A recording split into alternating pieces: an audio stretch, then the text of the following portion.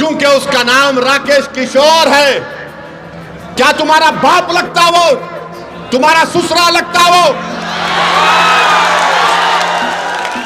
कि तुम उस पर केस नहीं बुक करते? और कोई पोस्टर उठाता है तो 1300 लोगों पे केस बुक हो जाता है, 40 गिरफ्तार हो जाते हैं। इंसाफ की जगह पर इस तरह की हरकत हो रही है और दिल्ली की पुलिस उसको गिरफ्तार भी नहीं करती। मुबारक हो तुम्हारी बहादुरी पर, मुबारक हो कि तुम खामोश बैठे हो। अरे अगर चीफ जस्टिस कंप्लेन नहीं करते तो तुम तो एक्शन ले सकते थे।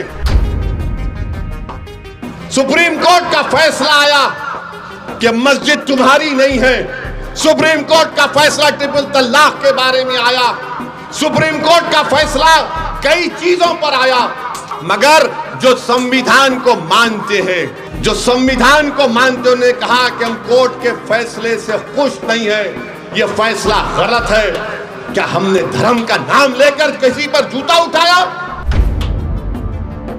यह इंसाफ है, यह हमारे मुल्क का माहौल है जिस देश के लिए हमने और आपने क्या क्या हमारे बुजुर्गों ने कुर्बानियां दी। दलितों को रुसवा करने की कोशिशें की जाती हैं। हम दलित भाइयों से कह रहे हैं कि पहचानो इन लोगों को। बीजेपी तुम्हारी दोस्त नहीं बन सकती, मोदी तुम्हारा हमदर्द नहीं बन सकता।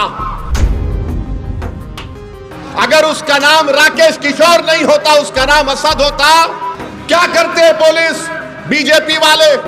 उसको बोलते उठाओ, कनेक्शन वहां से है, पड़ोसी मुल्क से आया, आईएसआई आईसिस क्या क्या खोलते थे। बताओ मोदी जी, क्या आपकी सरकार और आपकी पॉलिसियां जिम्मेदार नहीं है? बताओ ये लोग कौन है? ये वो लोग हैं जिनको नरेंद्र मोदी की हुकूमत ने ताकत बख्श दी। ये वो लोग हैं जिनके दिलों में जहर उगल दिया गया। ये वो लोग हैं, आज भी राकेश किशोर बोलता है कि मुझे किसी चीज की परवाह नहीं है। भारत के प्रधानमंत्री, दिल्ली की पुलिस आपके मातहत आती है और आप खाली एक बयान दे दिए, ये बहुत गलत हुआ।